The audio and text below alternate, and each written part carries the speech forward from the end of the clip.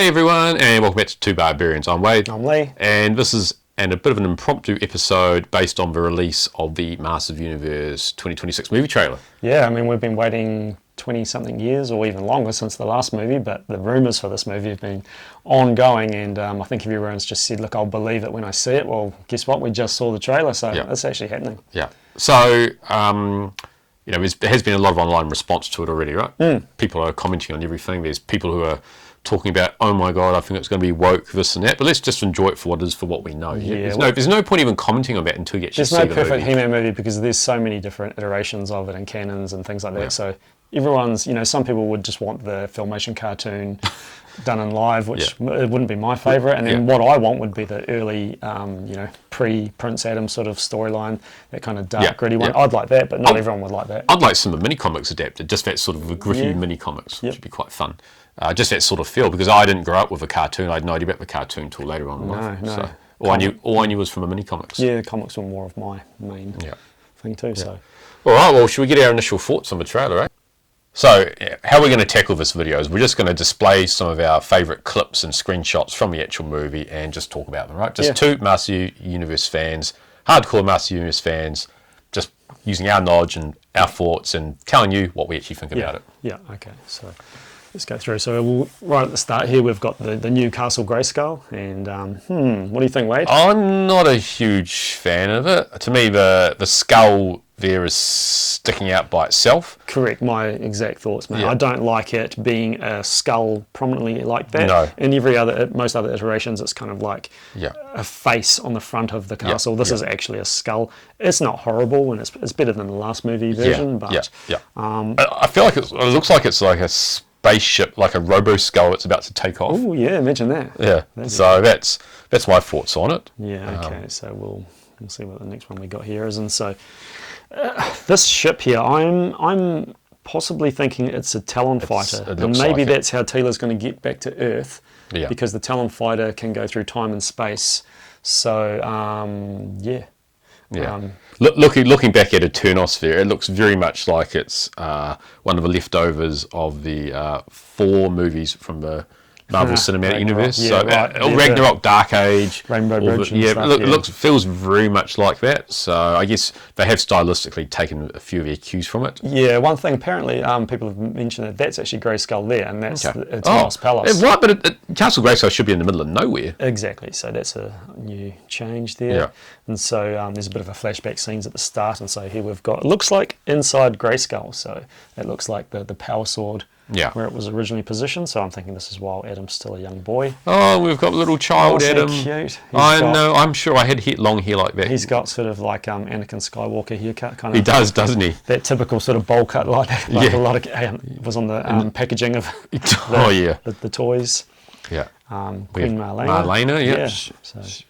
She's she looks just as you'd think Queen Marlena looks, apart from the fact of having red hair. It's not really such a big deal. I wonder if she'll have a green dress. You can't really tell. Yeah, we can't really tell from that. And so she's running to the sorceress. So we got a little image of the sorceress there. Looks very much like the same sort of style as the sorceress from the Dolph Lundgren movie, actually. Yeah, sort of with the headdress. White with the headdress. Temple of Darkness look for her. Yeah. So she's going to see the sorcerer. So oddly, this is another sort of big change, is if Marlena is running inside of Grayskull to see the sorceress, she already knows about, that he's going to be He-Man, and he's sort of like the chosen one. So I think she already knows that anyway. That's why she sent him to Earth, right? She did really, she must know. The sorceress would have informed her, surely. Yeah. So anyway, so he obviously gets sent away for his own protection to Earth, and then we sort of see a grown up, fairly buff looking Adam working a day job. Yep, and we see there but Adam Glenn, he's got the little he/him. There's been a lot of internet backlash. His pronouns are on there for but it's funny because he's He-Man, right? So I think that's quite a cool in-joke, and we know that Glenn is the last name of Marlena, right? And when you even go back to back to the classics, it's got her last name is Glenn on there. Yeah, and so he's hunting for the sword. So it's almost like he hasn't had his memories wiped. He doesn't have amnesia, or these were sort of rumours that we were hearing earlier on about him. So he knows well, he's looking for the sword, right? So then he obviously, somebody says they've found it, and then he jumps to this toy store, and just a little Easter egg in here. Apparently, I can't recognise it, but people are saying there's a lot of Big Jim figures in the background. Oh yeah. So famously, Big Jim Tiger was reused as Battle Cat, and Zor and Screech were Big Jim molds from play sets. So and then. We've got the statue there of a power sword. Matt, it looks very Conan-ish. My guess is it's Vikor. Other people will say it's someone else, but to me it looks very much. It'll be Vikor. some sort of concept art that's been sort of so that's really cool. I agree. A little bit of Marvel / Galaxy Guardians of the Galaxy humour going on here. Pulling faces, trying to It's designed for almost like cheap laughs. So it's a little bit cringeworthy to me, but I know they're trying to appeal to as many people as possible, right? Yeah, it just depends on when they pull the humour out. I guess while he's on Earth and he's being a little bit sort of goofy and that's okay. I just noticed he's wearing the pink shirt. Yeah, so long as there's no fart jokes and things in it, right? Yeah, hopefully it's not. Yeah, we'll see. Yeah. So, and then you sort of get the scene where obviously he obviously finds the sword, maybe that letting them know on Eternia that he's got it, he's sort of ready to come back or whatever. But anyway. And I'm picking that if Teela comes to Earth in the Talon fighter, that's how she's going to get him back. And so we've got a scene of them going through some sort of space portal. Yeah, very Rainbow Bridge, right? Yeah. And another reason why, it looked like it had a hawk front on the ship, and the wings are kind of like down. Yeah. So that's something that we noted from our thing. That's very Guardians of the Galaxy. I wonder if that is a nod to the "What's up" meme of Adam looking up, laughing. I say, hey. So let's just get that out of the way with, and I hope that's just a little short thing. Yeah. So, what do you think of Teela's look? Teela's look. At first, when I saw the casting, I sort of thought, it doesn't really look Teela. Not too bad, though. I mean, in this next shot here, I don't know. She shouldn't really be wearing the pants, but I understand. Like, what she was wearing was probably a little bit. Yeah, I mean, it's more traditional, easier to fight in, right? It's actually a little bit similar to what she wore in the 87 movie. Yeah, it is a little bit. Movie, so we've got Roboto there. Looks huge, voiced by a woman too, by the way. Yeah. So Roboto looks huge. Looks. I don't know, like the proportions don't quite look right. I mean, Roboto to me was always designed to be sort of. Like it was the same size as a Master Universe figure, so he's sharing Many Faces' legs, so that's fine. But even the mini comics, he's still the same size. He's too big there. But anyway, Man at Arms. One thing here, obviously there's a race swap going on this time. I mean, that's going to happen. Yeah. I don't really have a problem with it. Idris Elba's an amazing actor, and I'm sure he'll do a great role. And he's rocking the stash. So. He's definitely one of my favourite actors from when he was in Luther and other things. Now, I haven't quite got that straight in my head that Fisto is Man at Arms' brother, right? So are they changing things up here, or I don't know? Brother from another mother? Yeah, potentially. Maybe. Yeah, I don't know. But anyway, the armour. Yeah, I wish it was a little bit more toy accurate. I like the big pauldron on the shoulder, and it's not really orange enough. But hey, whatever. Like, things are going to change. And Cringer looks a bit big. So is that Cringer or Battle Cat? I don't know. And he mentions talking tigers in the trailer. So it's got to be Cringer, right? Well, unless Cringer, I don't know. Who knows? We'll find out. But I mean, it doesn't have the armor, and of course, in this whole trailer, you didn't see him with the armor, which is a little bit disappointing. But hopefully, we'll see that. Surely. Well, I mean, maybe they're hiding this from us, but we all want to see He-Man ride Battle Cat, right? Because that was just such an epic thing about him, like this muscled up guy with a tiger. Yeah. So here we got Healy. Well, I believe that'd be Idris Elba, but in a flashback maybe, or I don't know. Yeah. He's got a full beard there, so I'm not quite sure what the scene is. I have seen some people say that maybe that Idris Elba should have played Decker. It's much. Who was like Man at Arms' mentor, but Oh, here we go. This is very for Ragnarok. So right? It looks like the palace, the city, city's giants, being attacked, and big statues. No, they're statues, aren't they? Yeah, giant, as in giant statues. Oh, right. Not actual giants. So we're not sure where this is. I think it might be Snake Mountain, because if we can zoom out close, there's sort of like great big, maybe Battle Bones. I was going to think Battle Bones. We've got like a bit of we've got the old Power Walk scene. This is that classic sort of like gangster scene. It'll probably be slow mo of them just doing the big staunch walking. Power Walk. I can see Fisto there. Yeah, Fisto. I can't see who this person here is. They've got a big can't see the person behind them. Man at Arms, Adam, Teela, That's Ram Man. Is that Mecha Neck there with That's what people are thinking because of the triangle. Green triangle eye. And we don't know who that girl is on the end, so that's cool. Could be Andra for all I know. Yeah, maybe. Yeah. I will say the guy. I'll get to that later. And then the scene here. This looks like a big Skeletor's armies lined up, and this is the Collector coming into land. So tell us about the Collector. Well, I don't know much about it really. It's from the cartoon. It was a ship in the cartoon. It was never made as a classic toy. I think Origins have made it, and it's been massive. It looks really cool in what I've seen online of people. I think it can fit 4 Origins figures, and it's very sort of, it's kind of like So it's basically Skeletor ship. It's Skeletor ship. Yeah. It's called the Collector. So that's the Collector. That's about all I know. So it's not a nod to collectors, right? So maybe, no, but it wouldn't have been back then.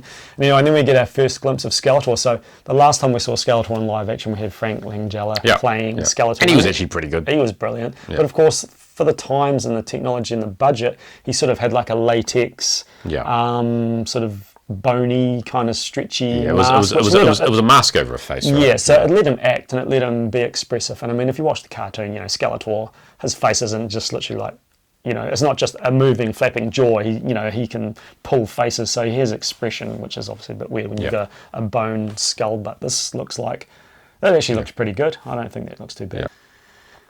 Okay, so very shiny power sword. Yeah. And what do you think of the new the new or the classic power sword design? I quite like it, actually. It's faithful. It's pretty faithful, yeah. Yeah, it's less toy, more filmation, so I think that'll keep a lot of people happy. I think that's probably the consensus. We've got Spikor here. I'm not a fan of that. It looks very Stranger Things, sort of. I don't know. To me, Spikor is equidistant spikes. To me, he's actually wearing like a type of armor. Almost. Yeah, he looks like he's wearing. He almost has like a collar, and looks like he's wearing armor. And really, apart from his spiky head, he doesn't have a lot of. Yeah. Well, I don't know if that is natural spikes or not, but. I just can't. I just don't like that design. But hey, that's me. We'll see. This is just like a quick glimpse that we're getting, and beside him is a pretty. What tier would you call him? Goatman, I'd say he's D. C to D. I mean, he never even had a vintage figure, so therefore he's D. Yeah, he was in I believe it's a Ladybird book, storybook, and that was the first time he was mentioned. So he's not in the original cartoon. He's not in any mini comics. No. He's not. That was his only appearance. But because fans sort of glommed onto the character, he's quite cool. In Master Universe Classics, they made a figure of him. So I love Kaldor from the mini comics, right, as well. So I can't. He's only had one appearance in mini comics. So I can't talk about my favourite ones. But we got a bit of Fisto. So I recognise that actor. Do you? Yeah. Oh, I don't.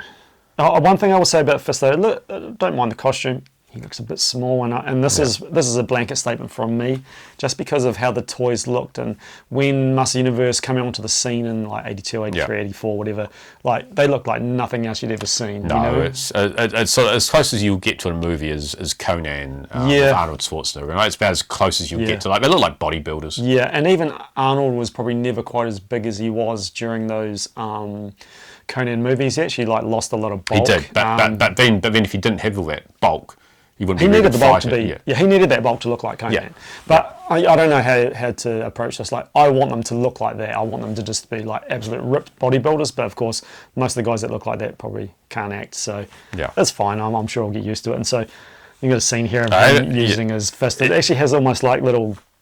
I don't know, like it's power fist. Yeah. But he also looks in that shot a little bit like a young Brian Blessed. Oh right, I was thinking Bam Bam Bigelow LJN with that screenshot. He's got one eye closed, but it almost looks like he's got like a. So is it his hand or is it just a gloved weapon?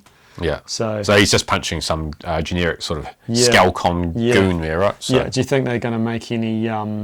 Innuendo about fisting? Oh, I think I don't even know if they're going to call him Fisto. They could call him something else altogether, right? Yeah, that's another thing about this, right? They could call him Battle Fist for all we know. Beast Man, Merman, He-Man, the names are a a bit outdated, right? Yeah, for a movie, so I don't know how they're going to. They could call Merman Seaman.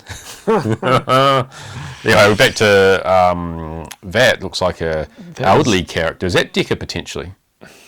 No, I think that's Is it? Elba. Yeah, that's very old there. Yeah. He's rocking a bit of a fro there, so I'm not used to seeing him with hair like that. Of course, very iconic, right? Adam reaches over behind his back. Not sure when this scene's happening. I think there might be a whole bunch of Skeletor's warriors, so who knows where this is happening, but you can tell that's Trapjaw. That's definitely Trapjaw, yeah. Yeah. And then, and this is another big thing too, right? He's going to do his first ever transformation from Adam to He-Man right in front of all the evil characters, so there's no secret identity. That's right. Which, you know, like, that's hard to, it was just sort of a staple back in the day of like a sort of, you know, everyone had a secret identity. Yeah, but back in the old Dolph Lundgren movie, there was no Adam, right, really? No, exactly. So, and he still called upon it, and he did it right in front of Skeletor. He just like I have the power. Powered up. So there's you know, he's mid transformation. It looks like he's getting attacked by Trapjaw. I think the whole thing about Prince Adam as a secret identity, I just don't think it cuts to mustard really anymore. It doesn't, and everyone just laughed about it. They looked exactly the same. He just took his shirt off and he was thing. So.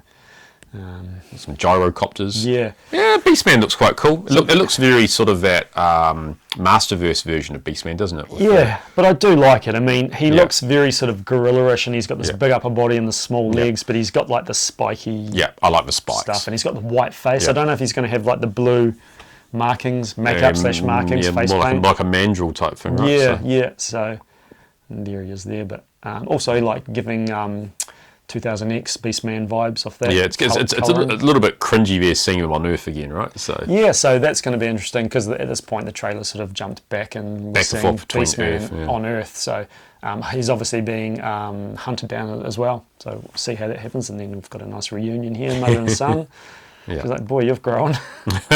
And then we get this is something that we all want to see, right? Evil Lynn and Teela facing off, and the actress playing Evil Lynn, like, great costume, I think. It looks good. It's really good. That's good. That's basic. I like the fact that it's basic as well as a costume. You haven't gone overboard with wearing all this elaborate attire and things. Yeah.